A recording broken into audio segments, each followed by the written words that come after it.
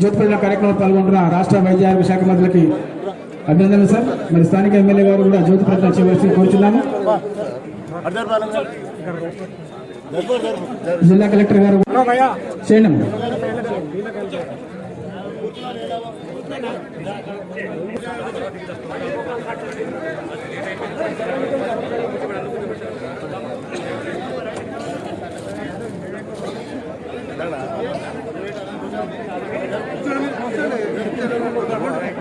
సన్మాన కార్యక్రమం తర్వాత ఉంటాయి సార్. దయచేసి అందరూ సహకరించవలసి కోరుతున్నాము.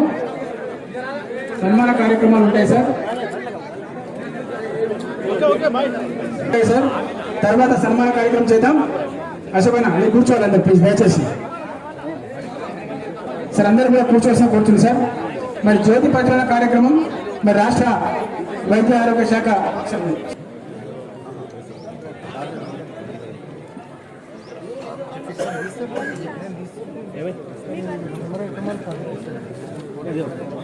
మీరు వెళ్ళండి చిన్న, మీరు వెళ్ళండి.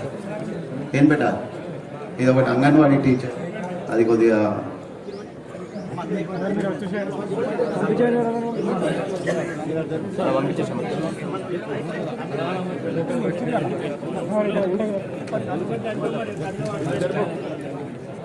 సార్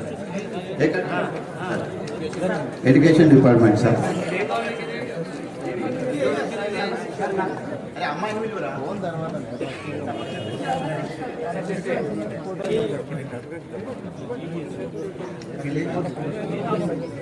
మన సార్ ఇది గ్రామంలో 74 సర్వే నంబరు పొడి అయింది. దాన్ని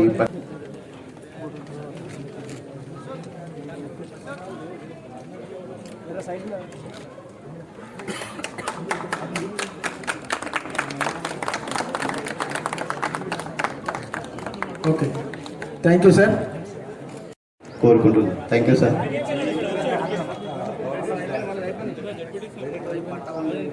మన మెదక్ జిల్లాకు ఏదో గీత గీసి మంజీర అవతల మేమైనా మంజీర యువతల మీరైనా అందరం ఒకటే ఉంటే మన కర్మగారి మీరు అట్టుపోయినా ఇక్కడ వచ్చింది.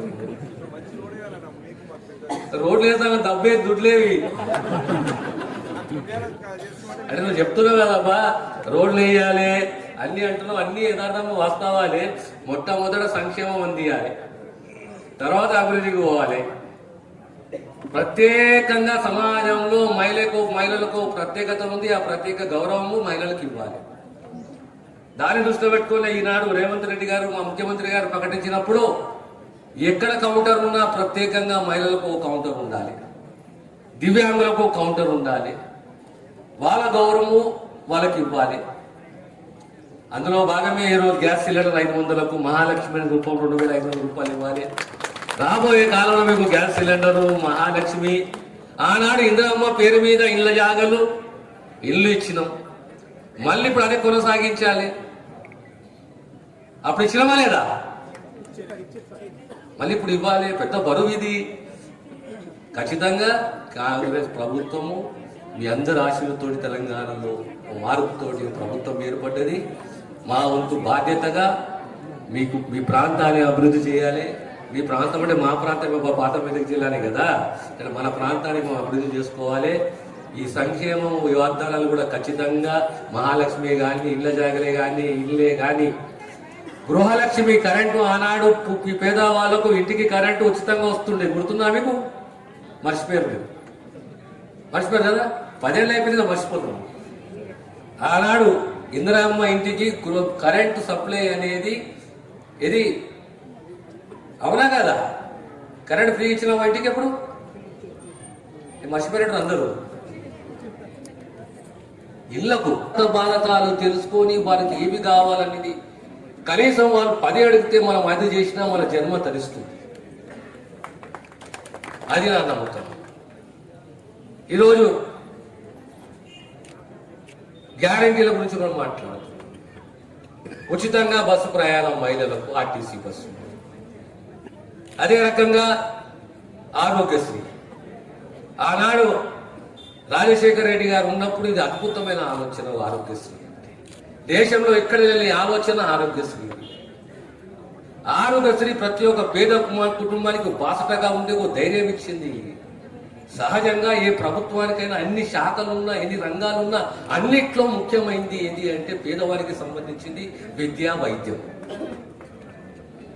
విద్య ఎందుకు? నా పిల్లలకు విద్య కావాలి, ప్రమాణాలతో కూడిన విద్య కావాలి. అది నా వీక్నెస్, అది నా బలహీనత. వైద్యము, నా తల్లిదండ్రులకి వైద్యం కావాలి. నేను వైద్యానికి ప్రైవేట్ హాస్పిటల్, కార్పొరేట్ హాస్పిటల్ పోతున్నా అంటే నా పొదుపు పైసలు అన్ని కూడా పోతాయి, నేను అప్పుల పాలవుతాను. సర్కారు బాధ్యత తీసుకోవాలి. నా పిల్లలది, నా తల్లిదండ్రులది, నాది, నా భార్య ఆరోగ్యానికి బాధ్యత సర్కారు తీసుకోవాలి. నా పిల్లలకు సంబంధించిన విద్యా ప్రమాణంతో కూడిన విద్యకు బాధ్యత సర్కారు తీసుకోవాలి. ఏ సమాజం తీసుకున్న ప్రపంచంలో ఈ రెండు అంశాలు పరిపాలించేవారు, ఆ ప్రభుత్వాలు, ఆ నాయకులు ఈ బాధ్యత తీసుకోవాలి. మనం అదృష్టం ఏంటి అంటే గతంలో మంత్రి ఉన్నప్పుడు విద్యాశాఖ మంత్రి ఉంటుంది, ఈసారి మంత్రి ఉన్నప్పుడు వైద్య శాఖ మంత్రి వచ్చింది. మళ్ళీ మన ప్రాంతానికి, తెలంగాణ చిన్న రాష్ట్రం, మన ప్రాంతానికి, మన సమాజానికి మేలైన వైద్యం అందించాలి. నాకు ఇంతకుముందు చెప్తుండేవారు, మెదక్కు ఒక సిటీ స్కాన్ కావాలని చెప్పి. డయాలసిస్ సెంటర్ ఉందామా మీకు? డయాలసిస్ సెంటర్ లేదా? డయాలసిస్ సెంటర్ లేదు. సో డయాలసిస్ సెంటర్ మన నర్సాపూర్కు కావాలి. బ్లడ్ బ్యాంక్ నర్సాపూర్కు డయాలసిస్ సెంటర్ కావాలి. అంటే అప్పట్లో కొడుతున్నంటే నా మీద బరువు పెడుతున్నాను అన్నమాట. అందుకో సపోర్ట్ కొడుతున్నా అర్థమైపోయింది, నా మీద బరువు పెడుతున్నా అని చెప్పేసి. ఏం తల్లి? సో మీకు బ్లడ్ బ్యాంక్ కావాలి, డయాలసిస్ సెంటర్ కావాలి, అంబులెన్స్ ఉన్నాయి, ఏం చేయాలా? అన్ని మండలాలు ఉన్నాయా?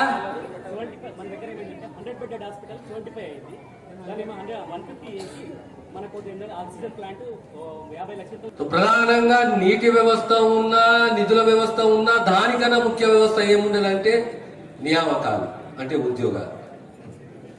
69 అంటే 79, 89, 99, 2009, 2019 అంటే సుమారు 54-55 ఏళ్ల కింద తెలంగాణ మా ప్రాంతం రాష్ట్రంగా మారాలి అని పోరాడిన దేని గురించి? ప్రధానంగా మన ఉద్యోగాల గురించి. ఈనాడు మళ్ళీ మనం 10 సంవత్సరాలు అయిపోయిన తెలంగాణ రాష్ట్రం వచ్చి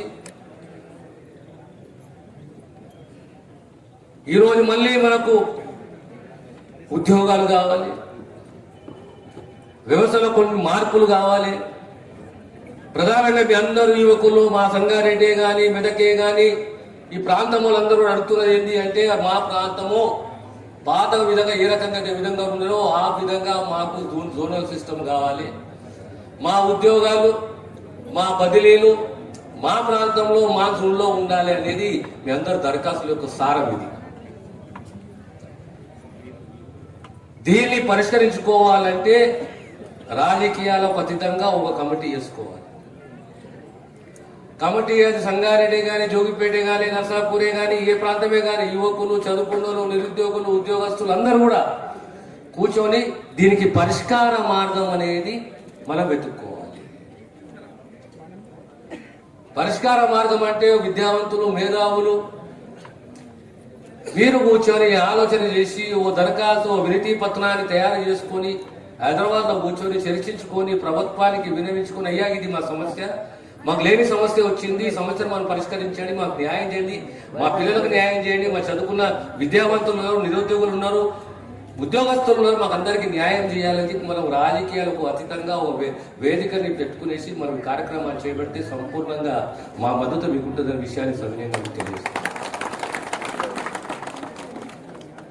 ఇకపోతే మనము వివిధ అంశాల వరకు వస్తే అభివృద్ధి అనేది, సంక్షేమం అనేది నిరంతర ప్రక్రియ. ఏ ప్రభుత్వం వచ్చినా పేదవానికి ఆశ ఉంటుంది, సంక్షేమాన్ని అందించే బాధ్యత ప్రభుత్వానికి ఉంటుంది, ఆ ప్రాంతాన్ని అభివృద్ధి చేయాలనే కమిట్మెంట్ కూడా ఆ ప్రభుత్వానికి ఉండాలే ఉంటుంది. రాజకీయాలు ఈరోజు కొత్త కాదు. మీ అందరికీ నా హృదయపూర్వక ధన్యవాదాలు తెలియజేస్తూ, ఈ సభకు మన గౌరవ మంత్రిగా రావడం చాలా సంతోషం అని చెప్పి తెలియజేస్తూ, ఈ సభ ద్వారా మన అన్నకి మరి స్వాగతం పలుకుతామన్నా. మరి వారి హయాంలో జిల్లా అభివృద్ధిలో ముందుంటుందని పూర్తి నమ్మకం, విశ్వాసం వారిపైన ఉంది అని చెప్పేసి కూడా నేను తెలియజేస్తూ, మరి ఈ గ్రామ సభ అనేది ప్రజాపాలన అనగానే మనకి ఇప్పుడు ముఖ్యమంత్రి గారి సందేశాన్ని వినిపించడం జరిగింది. మరి కాంగ్రెస్ పార్టీ అధికారంలోకి వస్తే 6 గ్యారంటీలను ఇస్తామని చెప్పేసి చెప్పడం జరిగింది. దానిలో భాగంగానే ప్రభుత్వం ప్రజల దగ్గరికి రావాలని ఒక ఆలోచనతో ప్రజా పాలన తీసుకొని వస్తూ మరియు 28వ తారీఖు నుంచి ఈ రోజు వరకు కూడా ప్రతి గ్రామంలో గ్రామ సభలు నిర్వహిస్తూ రావడం జరిగింది. చాలా గ్రామ సభలో మేము కూడా పార్టిసిపేట్ చేయడం జరిగింది. ఈ రోజు ప్రభుత్వం ప్రజలకు సంబంధించినటువంటి సమస్యలు తీర్చడంలో పిటిషన్స్ తీసుకుంటా ఉన్నారు కాబట్టి దాన్ని మేము కూడా తప్పకుండా స్వాగతిస్తాం, సహకరిస్తామని చెప్పేసి కూడా నేను మంత్రి గారికి సభ ద్వారా నేను తెలియజేస్తా ఉన్నాను. ఎందుకంటే ప్రజలకు సంబంధించినటువంటి అవసరాలన్నీ కూడా తీర్చడానికి ఈ రోజు ప్రభుత్వం ఈ యొక్క వేదికగా మరి వాడుతూ ఉంది. కాబట్టి ఈ వేదిక ద్వారా ప్రజలు ఏవైతే మన పిటిషన్స్ ఇవ్వడం జరుగుతూ ఉందో వాటన్నిటిని కూడా తొందరనే పరిష్కరించి వారికి ఆ సమస్యలు తీర్చాలని చెప్పేసి కూడా నేను కోరుతా ఉన్నాను. దీనికి సంబంధించి ఈ పిటిషన్ లో 5 సమస్యలకు సంబంధించినటువంటి మనం పిటిషన్స్ దరఖాస్తు చేసుకోవడం జరుగుతోంది. దాంట్లో మొదటిది మహాలక్ష్మి పథకం. మహాలక్ష్మి పథకంలో మరి 500కే గ్యాస్, అదేవిధంగా 2500 రూపాయలు 10 మహిళలకు ఇవ్వడం జరుగుతోంది. ఇంకొకటి మూడోది బస్సు ఆల్రెడీ ఇవ్వడం జరుగుతోంది కాబట్టి ఫ్రీ బస్ ఆల్రెడీ వస్తూ ఉంది కాబట్టి మహాలక్ష్మి పథకంలో ఇప్పుడు 500 రూపాయల గ్యాస్, అదేవిధంగా 2500 రూపాయలకు సంబంధించినటువంటి ఏదైతే స్కీమ్ ఉందో దానికి దీంట్లో దరఖాస్తు చేసుకోవడం జరుగుతోంది. అదేవిధంగా మనకు రెండవది రైతు భరోసా. ఇంతకుముందు రైతు బంధు, ఇప్పుడు రైతు భరోసా. ఒక్కొక్క రైతుకు 15,000 రూపాయలు ఇవ్వడం జరుగుతోంది కాబట్టి దానికి రైతుకు సంబంధించినటువంటి డీటెయిల్స్ అన్ని ఇస్తూ దానికి దరఖాస్తు చేసుకోవాలి. ఒకవేళ రైతుకు భూమి లేకపోతే ఎవరైనా కౌలు తీసుకున్నట్టయితే కౌలు రైతుల కింద ప్రభుత్వం ఈ రోజు వారికి కూడా 12,000 రూపాయలు ఇస్తామంటున్నారు కాబట్టి దాన్ని కూడా దరఖాస్తు చేసుకోవాల్సినటువంటి అవసరం. భూమి లేకుండా కౌలు తీసుకోకుండా ఉన్నట్టయితే మరి వారిని రైతు కూలీలుగా గుర్తించబడుతుంది కాబట్టి వారికి కూడా 12,000 రూపాయలు ప్రభుత్వం ఇస్తాన్నది కాబట్టి దానికి మీరు దరఖాస్తు చేసుకోవాల్సినటువంటి అవసరం ఉంది. దానికి మన ఉపాధి హామీ కార్డ్ నంబర్ కూడా దాంట్లో జత చేయడం జరిగింది. ఇప్పుడు కూడా నేను రిక్వెస్ట్ చేస్తా ఉన్నాను, మన జిల్లాకు సంబంధించినటువంటి నిరుద్యోగులకు కానీ ఉద్యోగస్తులకు కానీ ప్రమోషన్ లేకుండా ఇబ్బంది పడతా ఉన్నారు కాబట్టి దాన్ని చార్మినార్ జోన్ 6 లోకి ట్రాన్స్ఫర్ చేసే విధంగా జత చేసే విధంగా జరపాలని మీ యొక్క సహకారం దానికి పూర్తిగా అవసరం అని చెప్పేసి కూడా తెలియజేస్తుంది. ఎందుకంటే మన సంగారెడ్డి జిల్లా చార్మినార్లోకి ఉంది, మన మెదక్ జిల్లాను కూడా దానిలోకి చేరిస్తే బాగుంటుందని చెప్పేసి చెప్తాను. ఇంతకుముందు జోన్ 6 లో నల్గొండ, మహబూబ్ నగర్ అవన్నీ ఉండే, దాంట్లో నుంచి ఇప్పుడు కేవలం మన మెదక్ జిల్లాను తీసి సిరిసిల్ల జోన్కి వేయడం జరిగింది కాబట్టి దాన్ని మన చార్మినార్ జోన్కి చేర్చాలని చెప్పేసి నేను మీకు విజ్ఞప్తి చేస్తా ఉన్నా. అదేవిధంగా ఈరోజు చాలా వరకు రోడ్స్ శాంక్షన్ అయి ఉన్నాయి మన నియోజకవర్గంలో. అవన్నీ కూడా బీటీ రోడ్స్ టెండర్స్ ఎవరు ముందుకు రావట్లేదు. అవన్నీ కూడా ఈరోజు ఈ రోడ్డు మనం వస్తున్నటువంటి రోడ్డు కూడా చూస్తున్నాం. దుస్తుపేట నుంచి ఇప్పుడు మళ్ళీ నాగులపల్లి కలిసి సికింద్రాపూర్ పోయే రోడ్డు కానీ చాలా రోడ్స్ టెండర్స్ రాకపోవడం వల్ల ఆగిపోయినాయి. దాని ఈ రోజు ప్రభుత్వం క్యాన్సిల్ చేస్తారని చెప్పేసి అంటా ఉన్నారు. కాబట్టి మీ దృష్టికి తీసుకొస్తా ఉన్నాను. ఎందుకంటే మెయింటెనెన్స్ చాలా అవసరం రోడ్లు కాబట్టి వాటన్నిటిని కూడా యథావిధంగా మళ్ళీ టెండర్స్ పిలిచి అవి రిపేర్ అమరవీరుల కుటుంబాలంటే వారికి 250 గజాల స్థలము ఇల్లును కూడా ఇవ్వడం జరుగుతోంది కాబట్టి దానికి దరఖాస్తు చేసుకోవడానికి అవకాశం ఉంది. అదేవిధంగా గృహజ్యోతికి సంబంధించి కూడా ఆల్రెడీ 200 యూనిట్లు వాడుకున్నటువంటి వాళ్ళకి ఫ్రీ కరెంట్ అని చెప్పడం జరిగింది కాబట్టి దానికి దరఖాస్తు చేసుకోవడానికి అవకాశం ఉంది. చేయూత పథకం 5వది. దీనికి సంబంధించి కూడా ఆరోగ్యశ్రీ మన గౌరవ మంత్రి గారి శాఖ కూడా 5 లక్షల నుంచి 10 లక్షల రూపాయలు చేయడం జరిగింది. అదేవిధంగా మళ్ళీ పెన్షన్స్ కూడా ఎవరికైతే ఇప్పటి వరకు పెన్షన్స్ వస్తున్నాయో వారు కాకుండా కొత్తగా పెన్షన్స్ రానటువంటి వాళ్ళందరూ కూడా దీంట్లో దరఖాస్తు చేసుకునేటువంటి అవకాశం ఉంది. ఇంతకుముందు చెప్పినట్టుగా వితంతు కానీ, వికలాంగులు కానీ, వృద్ధాపకం కానీ, ఒంటరి మహిళ కానీ, చేనేత బీడీ కార్మికులు కానీ, గీతా కార్మికులు కానీ, డయాలసిస్ పేషెంట్స్ కానీ, అదేవిధంగా బోధకాలు ఉన్నటువంటి వాళ్ళు కానీ, ఎయిడ్స్ కు సంబంధించినటువంటి బాధాగ్రస్తులు కానీ దీంట్లో దరఖాస్తు చేసుకోవడానికి అవకాశం ఉంది. దీనికి ప్రతి పిటిషన్ కి మనము రేషన్ కార్డ్, ఆధార్ కార్డ్ జత చేసి ఇవ్వడం జరుగుతోంది. రేషన్ కార్డు లేకపోతే కూడా ప్రభుత్వం మనకు అవకాశం కల్పిస్తూ ఒక తెల్ల కాగితం మీద మీరు దరఖాస్తు చేసుకుని రేషన్ కార్డు కోసం అని చెప్పడం జరిగింది. భూమికి సంబంధించినటువంటి సమస్యలు కానీ లేదంటే గ్రామంలో ఏదైనా సమస్యలు ఉంటే వాటిని కూడా దరఖాస్తు చేసుకునేటువంటి అవకాశం ఉంది. ఇప్పుడే మన సెక్రటరీ గారు మాట్లాడుతూ చెప్పడం జరిగింది 571 అప్లికేషన్స్ ఇచ్చినాం. ఆల్రెడీ చాలా వరకు అయిపోయినా ఇంకా 20-29 మాత్రమే మిగిలి ఉన్నాయని అవన్నీ కూడా ఈ రోజు వారికి ఇచ్చేసినట్టయితే కలెక్టర్ గా చెప్పినట్టుగా వాటన్నిటిని కూడా కంప్యూటరైజ్ చేసి మనకు ప్రభుత్వం ఇచ్చేటప్పుడు వాటన్నిటిని కూడా ఈ ప్రజాపాలన కార్యక్రమం మొత్తం జిల్లాలో మొత్తం రాష్ట్రంలో జరుపుకుంటున్నాము.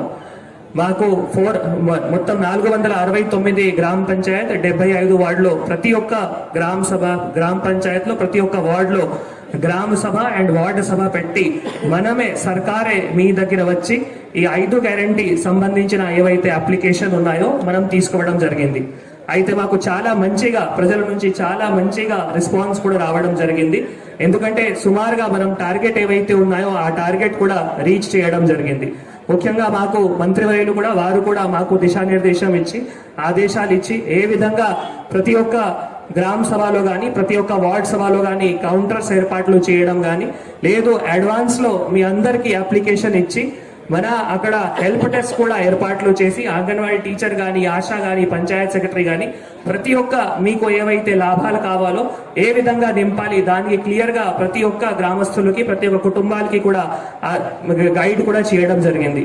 దీనివల్ల ఈ రోజు కూడా ఈ మన ఊర్లో కూడా సుమారుగా 561 కుటుంబాలు ఉంటే ఇప్పటి వరకు 532 కుటుంబాల నుంచి ఆల్రెడీ అప్లికేషన్ అంటే సుమారుగా 99% అప్లికేషన్ రావడం జరిగింది. ఇంకా ఓన్లీ 29 కుటుంబాల నుంచి అప్లికేషన్ రావాలి. మీరు ఈ రోజు ఇక్కడే కూడా కౌంటర్ ఏర్పాట్లు చేయడం జరిగింది. సో ఏవైతే 29 కుటుంబాలు ఇంకా కూడా అప్లికేషన్ ఇవ్వాలో మీరు ఇక్కడ కూడా కౌంటర్ లో ఇచ్చి అప్లికేషన్ సబ్మిట్ చేయడానికి అవకాశం ఉంటుంది. దీంతో పాటు ఒక అప్లికేషన్ ఇచ్చిన తర్వాత మీ ప్రతి ఒక్కరికి అక్నాలెడ్జ్మెంట్ కూడా ఇస్తున్నాము. సో అక్నాలెడ్జ్మెంట్ కూడా చాలా ఇంపార్టెంట్ ఉంది. దయచేసి ప్రతి ఒక్కరు అక్నాలెడ్జ్మెంట్ కూడా జాగ్రత్తగా మీ దగ్గర పెట్టాల్సిన అవసరం ఉంటుంది. నేను మీ అందరితో కోరుతున్నాము. ముఖ్యంగా మొత్తం మన జిల్లాలో గౌరవనీయులు మంత్రివర్యులు వారి ఆదేశాల మేరకు అన్ని గ్రామ సభ అన్ని వార్డు సభ ఈ రోజు కంప్లీట్ అయిపోతాయి. ఇందాక నేను చెప్పినట్టు 469 గ్రామ సభ 75 వార్డు కూడా ఈ రోజు కంప్లీట్ అయిపోతాయి. నిన్నటి నుంచి మనం కంప్యూటర్ ఆపరేటర్స్ కి కూడా ట్రైనింగ్ ఇచ్చి మీ ప్రతి ఒక్క అప్లికేషన్ కి డేటా ఎంట్రీ కూడా స్టార్ట్ చేయడం జరిగింది. సో ప్రభుత్వం మన గౌరవనీయులు ముఖ్యమంత్రి గారు శ్రీ రేవంత్ రెడ్డి గారు వారు మాకు కలెక్టర్స్ కాన్ఫరెన్స్ పెట్టి ఏ విధంగా అప్లికేషన్ తీసుకోవాలి ఏ విధంగా డేటా ఎంట్రీ చేయాలి ప్రతి ఒక్కరికి కూడా చాలా క్లియర్